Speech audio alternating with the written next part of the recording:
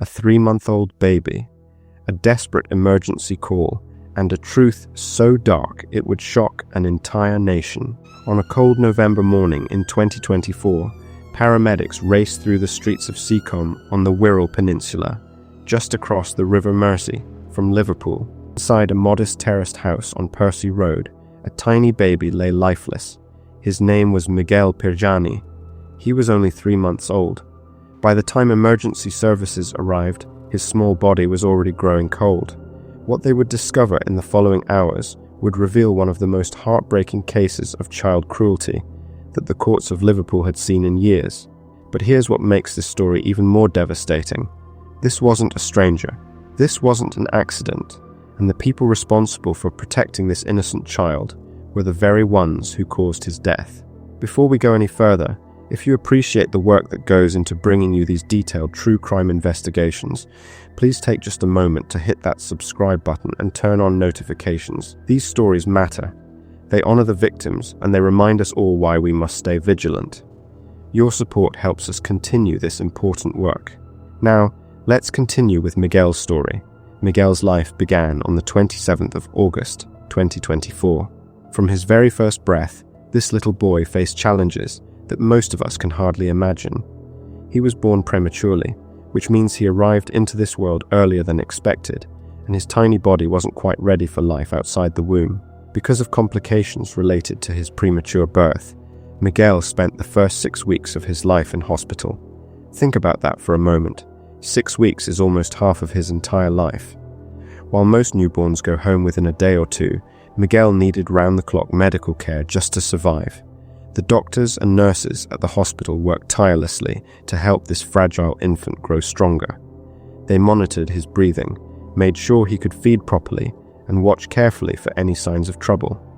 Medical staff later testified that Miguel responded well to treatment. Despite his difficult start, he was a fighter. He was growing, he was getting stronger. Finally, after those long 6 weeks, the medical team felt confident enough to send Miguel home with his parents. It should have been a moment of joy and relief, a new beginning for a family, but instead, it marked the start of a nightmare that would end in tragedy. Miguel's parents were Miguel Pirjani and Nivalda Santos Pirjani. Miguel, who was in his mid-30s, had come from Albania. His wife Nivalda, who was in her early 30s, was originally from Brazil. The couple had met online back in 2014, which was becoming increasingly common in our connected world.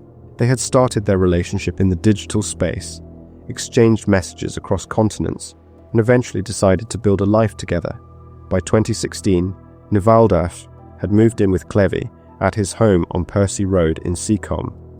Now, let me paint a picture of where this family lived, because understanding the setting helps us understand the story. Seacombe is a working-class district on the Wirral Peninsula. If you're not familiar with British geography, imagine standing in Liverpool and looking across the River Mersey. On the other side, you'll see the Wirral.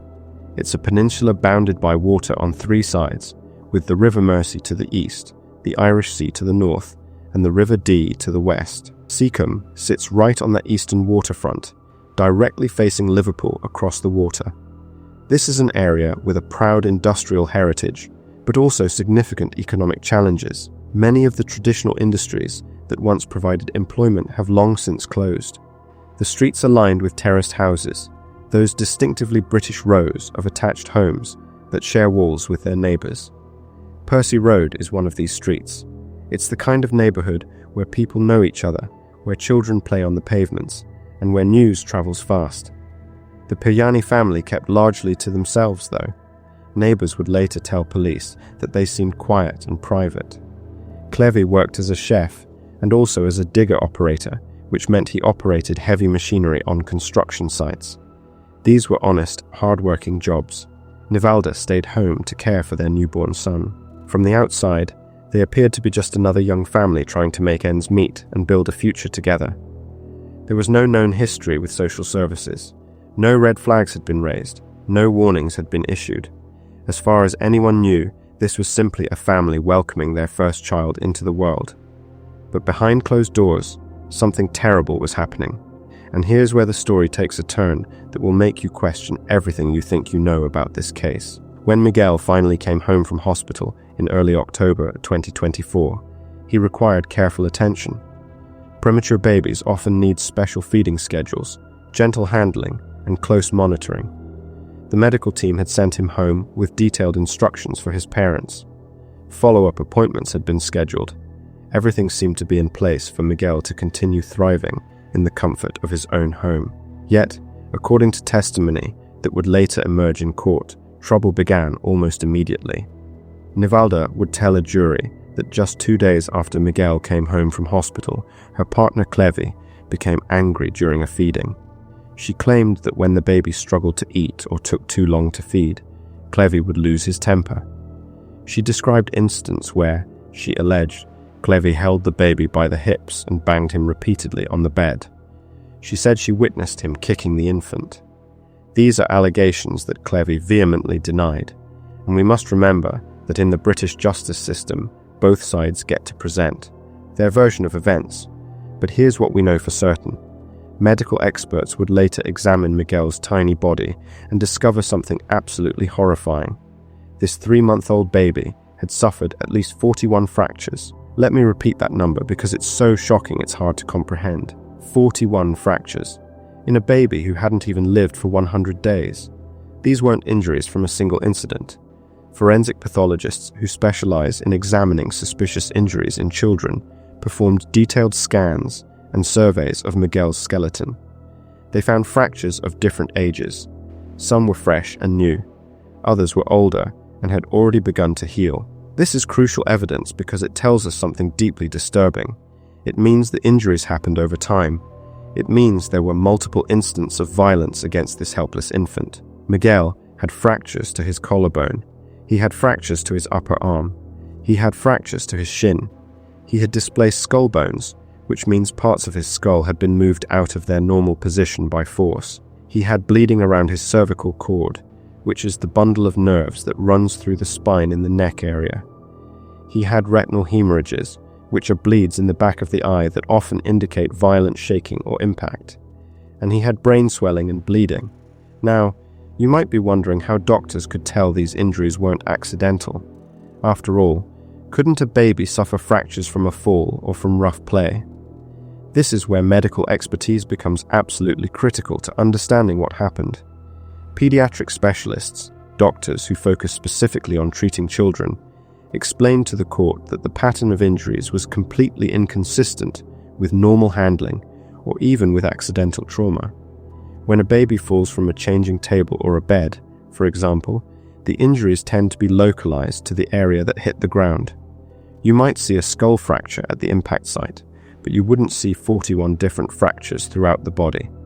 When caregivers accidentally drop a baby or handle them too roughly during a moment of stress, you don't see fractures of multiple different ages showing a pattern of repeated harm over time.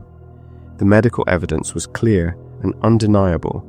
Someone had deliberately hurt this baby.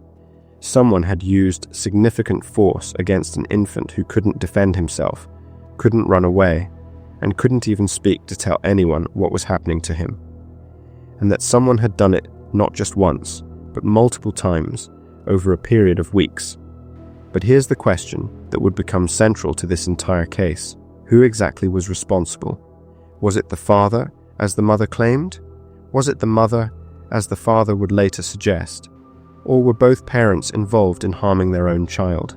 This is where British law has a particularly interesting provision that many people don't know about. There's a specific criminal offence called causing or allowing the death of a child. This law was created back in 2005 specifically to address cases like this one. Let me explain why this law exists, because it tells us something important about how justice works when the only witnesses to a crime are the perpetrators themselves. Imagine a scenario where a child dies in a household with 2 adults. The medical evidence proves beyond doubt that the child was murdered. But there's a problem. It's impossible to determine which adult actually committed the fatal act. Traditional murder charges require prosecutors to prove that a specific person committed the crime. If both adults remain silent or blame each other, and there are no witnesses or conclusive evidence showing who did what, both could potentially escape justice. The causing or allowing law closes this loophole. It says that if you're a household member with frequent contact with a child, and that child dies from an unlawful act, you can be held criminally responsible in one of two ways. Either you caused the death directly, or you were aware of a significant risk of serious harm to the child and failed to take reasonable steps to protect them. The brilliant part of this law is that prosecutors don't have to prove which of these two alternatives applies. They just have to prove that one of them does. This means both parents can be convicted even if we can't determine exactly which one struck the fatal blow, because both had a duty to protect their child. Both lived in that house. Both had opportunities to seek help, to call for medical attention, to report abuse, or to remove the child from danger. The law recognizes that failing to protect a child from harm you know about is itself serious crime. Let's return to the morning of Sunday, the 24th of November, 2024. This is when everything came to a head. Shortly before noon, Miguel Pirjani made a call to 999, which is the British emergency number. When you listen to descriptions of emergency calls in cases like this, the details can be chilling. The operator who took the call would later note certain things about how Clevy spoke and what he said. He reported that his baby had stopped breathing, but here's something that stood out. He referred to Miguel using the word it rather than he or my son. He said, and I'm paraphrasing the court reports here, that it had just stopped breathing.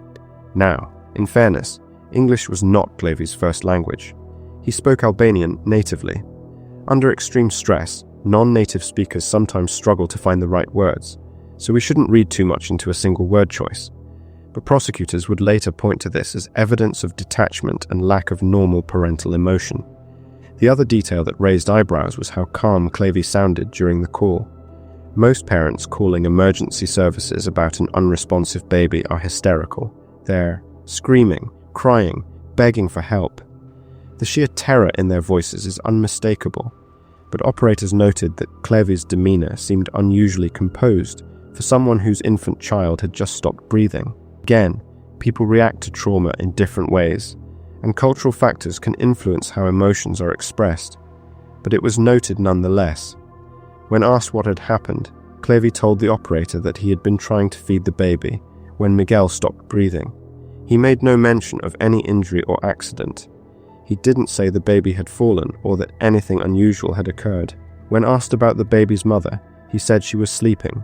The operator told him to begin rescue breathing while paramedics were dispatched. The ambulance arrived within minutes.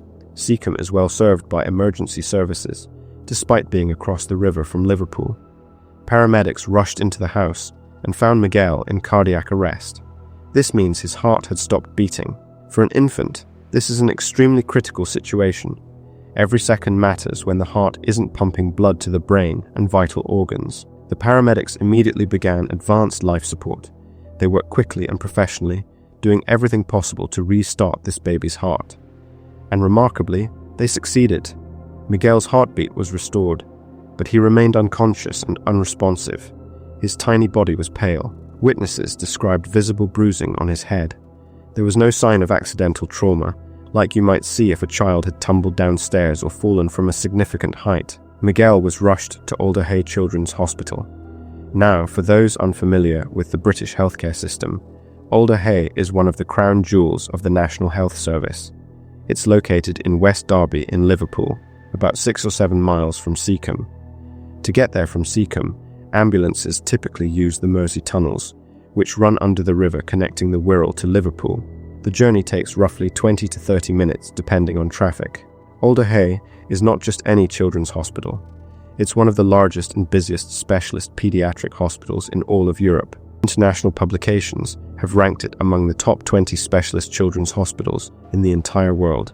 It treats more than 450,000 children every year. It has some of the most advanced medical equipment and the most skilled pediatric specialists you'll find anywhere. If any hospital could save Miguel, it would be Alder Hey. The doctors in the intensive care unit worked around the clock. They performed CT scans, which use X-rays to create detailed images of the inside of the body. They conducted skeletal surveys, which are comprehensive X-ray examinations of every bone. What they discovered left them stunned and heartbroken. The full extent of Miguel's injuries became clear. The multiple fractures, the skull damage, the brain bleeding. the retinal hemorrhages. Medical staff also observed something troubling about the parents' behavior at the hospital. Court reports later indicated that hospital workers watched Clevi and Nivalda whispering to each other. Rather than focusing all their attention on their dying child, they seemed preoccupied with what the police might know or what evidence might exist. Now, we must be careful here. People under extreme stress sometimes behave in ways that seem inappropriate, but are actually just manifestations of shock or fear. But the observations were documented and would later be presented as evidence. For 5 agonizing days, Miguel clung to life on a ventilator.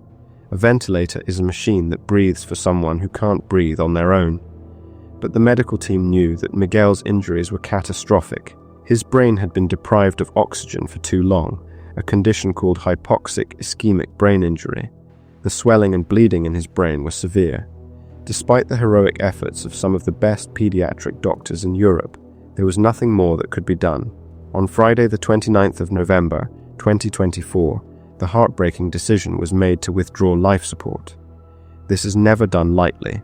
Multiple specialists must agree that continuing treatment would serve no medical purpose and would only prolong suffering. Nivalda was reportedly at Miguel's bedside as life support was withdrawn. She held his tiny hand. According to witnesses, she said through tears, "I should have protected you." Those words would echo through the courtroom months later. They suggested knowledge. They suggested guilt. They suggested that she knew Miguel was in danger and failed to act. Minutes after life support was removed, Miguel died. He was 3 months and 2 days old. He had spent nearly half his short life in hospital. He had come home to what should have been safety and love.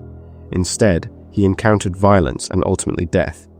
Both parents were arrested shortly after Miguel died. Initially, they were charged with causing grievous bodily harm and wounding with intent under Section 18 of the Offences Against the Person Act. These are serious assault charges, but they're not murder charges. Once the post-mortem examination confirmed that Miguel's death was caused by deliberate violence, the charges were upgraded. On the 21st of January, 2025, both Clevi and Nivalda were formally charged with murder, causing or allowing the death of a child, and causing grievous bodily harm with intent. The investigation was led by Detective Inspector Holly Chance of Merseyside Police. Detective Inspector Chance would later describe the case as truly shocking. She emphasized that Miguel was killed by his own parents, the very people who were meant to nurture him and protect him from harm. Investigators worked meticulously. They secured the family home and collected forensic evidence. They gathered bedding, clothing, and feeding bottles. Digital forensics teams analyzed the parents' mobile phones, looking for messages, searches, or any other evidence. One text message became a point of controversy during the trial. Before making the emergency call on the 24th of November, Clevi had sent a message to Nivalda using an Albanian word. The prosecution claimed this word, which was rendered as bishi in English letters, meant monster or beast. They argued that Clevi was calling his own baby a monster, which showed a disturbing attitude toward the child. The defense countered that the word actually meant hero in Albanian, suggesting affection rather than contempt. No linguistic expert was called to definitively resolve this dispute.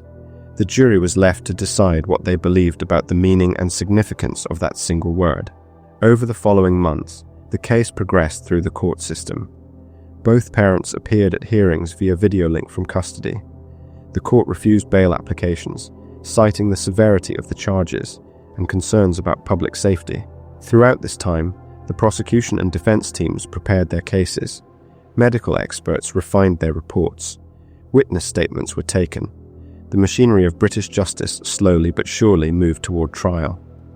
The trial began on Monday, the 6th of October, 2025, at Liverpool Crown Court. Liverpool Crown Court is an imposing building that has seen countless dramatic trials over its history. For 3 weeks, 12 jurors listened to testimony, examined evidence, and tried to piece together what had really happened in that house on Percy Road. Nivalda took the witness stand and painted a picture of herself as a victim of domestic abuse. She told the jury that Clevi had been violent toward her since they moved in together back in 2016. She described him as controlling and frightening. She said that after Miguel came home from hospital, Clevy would become enraged if the baby struggled to feed. She claimed she witnessed him banging Miguel on the bed and kicking the infant. When asked why she didn't report this to anyone, she said she was terrified of her partner. She testified that he prevented her from leaving or seeking help. Clevy, for his part, denied ever harming his son. When he took the stand, he described himself as the best dad in the world. He said he had looked forward to fatherhood and loved Miguel deeply. When confronted with the medical evidence of extensive injuries, he suggested that some fractures might have been caused by the paramedics performing chest compressions during resuscitation efforts. Medical experts firmly rejected this explanation. They testified that chest compressions can sometimes cause rib fractures in adults, but they don't cause fractures to the skull, arms, legs, and collarbone. They certainly don't cause fractures of multiple different ages, showing repeated trauma over time. When pressed about who could have caused the injuries if not him, Clevy sometimes implied that Nivalda might be responsible. The defense strategy seemed to be to create doubt about which parent was the actual perpetrator. But remember that law we discussed earlier about causing or allowing the death of a child. Even if the jury couldn't determine which parent struck the blows, both could still be convicted if they failed to protect Miguel from harm they knew about. The prosecution, led by Peter Wright, who is a King's Counsel, which means he's a senior and highly respected barrister, argued that both parents had systematically abused Miguel over a period of weeks. The medical evidence of injuries at different stages of healing supported a pattern of repeated violence, rather than a single incident. The prosecution emphasized that whether one parent was the primary abuser or both participated equally, both had a duty to protect their helpless child. Both had opportunities to seek medical help, to call social services, to tell a health visitor, or to take Miguel back to hospital. Neither did. The jury deliberated carefully. On Wednesday, the 29th of October, 2025, they returned their verdict, guilty. Both Clevy Pirjani and Nivalda Santos Pirjani were found guilty of murder, causing or allowing the death of a child, and causing grievous bodily harm with intent. When the verdicts were announced, both parents wept in the dock. The dock is the enclosed area in a British courtroom where defendants sit during trial. The judge remanded them both into custody pending sentencing, which is scheduled for early 2026. Under British law, murder carries a mandatory life sentence. That means there's no discretion. If you're convicted of murder, you receive a life sentence. What varies is the minimum term you must serve before being eligible to apply for parole. The causing or allowing the death of a child offence also now carries a maximum of life imprisonment after the law was strengthened in recent years. Detective Inspector Holly Chance issued a statement after the verdicts thanking the medical teams who tried to save Miguel and the investigators who built the case. She said that Miguel was only 3 months old when his life was tragically cut short at the violent hands of his parents. Those words capture the essential tragedy of this case. The people who should have protected Miguel were the ones who killed him. The community of Seacombe was deeply shaken by the news. After the verdict, people left flowers and teddy bears near the family home on Percy Road. Many expressed disbelief that such horror could occur in their neighbourhood. But the sad reality is that child abuse happens everywhere.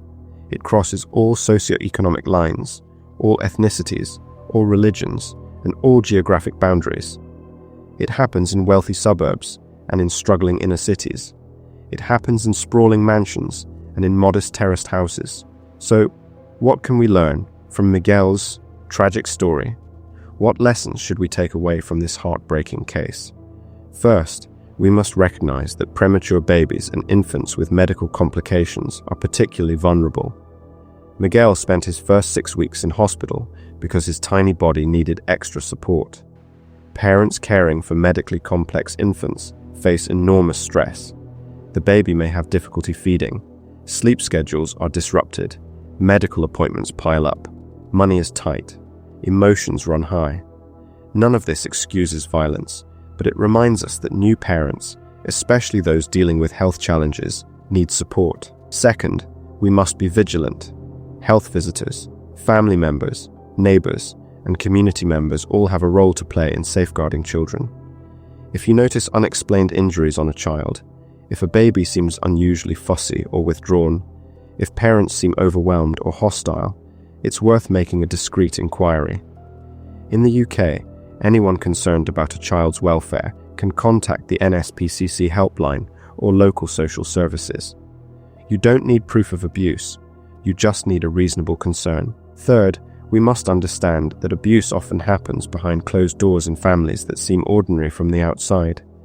The Pirjanis had no known history with social services. Neighbors thought they were just a quiet family, but inside that house a baby was suffering. We cannot assume that everything is fine just because a family looks normal. Fourth, we must recognize the importance of forensic medicine in cases like this. Without the skilled work of pediatric specialists and forensic pathologists, it would have been impossible to prove that Miguel's injuries were deliberate rather than accidental. These medical professionals provide the voice that children like Miguel cannot provide themselves. They study the evidence written on tiny bodies and translate it into testimony that juries can understand. Finally, we must remember Miguel himself, not just as a victim, not just as a tragic story, but as a real child who deserved so much more than he received. He was a fighter from the very beginning, surviving premature birth and spending 6 weeks in hospital getting stronger. He had his whole life ahead of him.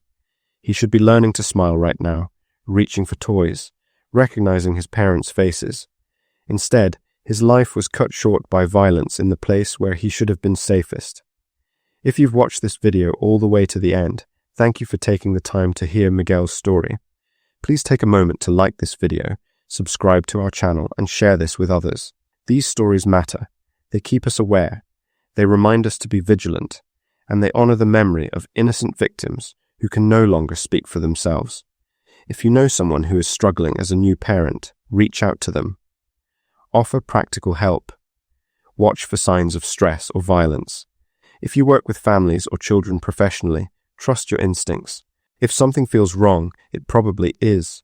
Don't be afraid to ask difficult questions or make reports to authorities. You might just save a life. Miguel Pirjani should still be here. He should be 6 months old now, sitting up, laughing, exploring the world. The fact that he isn't is a tragedy that shakes us to our core. But his story can still serve a purpose.